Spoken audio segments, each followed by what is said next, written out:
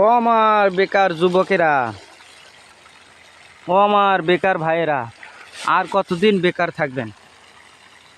সংসারে তো ঝালাপালা হয়ে গেছে, আপনাদের বয়স হয়ে গেছে, অথচ বেকার। কোনো উদ্যোক্তা নাই, হওয়ার কোনো পরিকল্পনাও নাই, শুধু চাকরি চাকরি চাকরি। চাকরি করে কি জীবন শেষ করবেন? আমরা তো বালপাক গিয়া, অথচ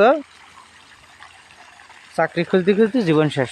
এখনও তো বিয়েই করেননি, তাহলে সংসারে হাল কবে ধরবেন আর জীবনটা গড়বেন কবে?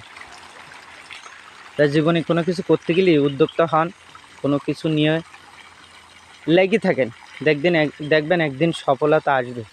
সফল হবেন। ওই পাশের গ্রামের মানুষের কথা শুনতে শুনতে আপনাদের কান গেছে গিয়ে অন্যরকম হয়ে।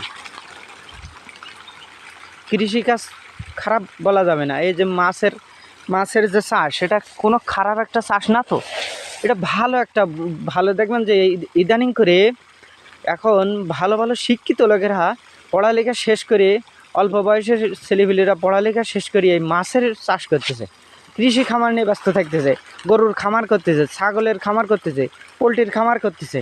তাহলে এরা যদি শিক্ষিত হয়ে পড়ালেখা শেষ করে যদি চাকরি বাকরি না করি, এই কৃষি খামারের দিকে উদ্যোক্তা হওয়ার চিন্তা ভাবনা করে, তাহলে আপনি কেন বসে থাকবেন ঘরে? কোনো একটা কিছু নিয়ে পড়ে থাকেন, সফলতা একদিন আসবে ভাই। পরিশ্রম করা লাগবে, একটু পরিশ্রম করা লাগবে। পরিশ্রম ছাড়া কোনো কিছু সম্ভব না ভাই।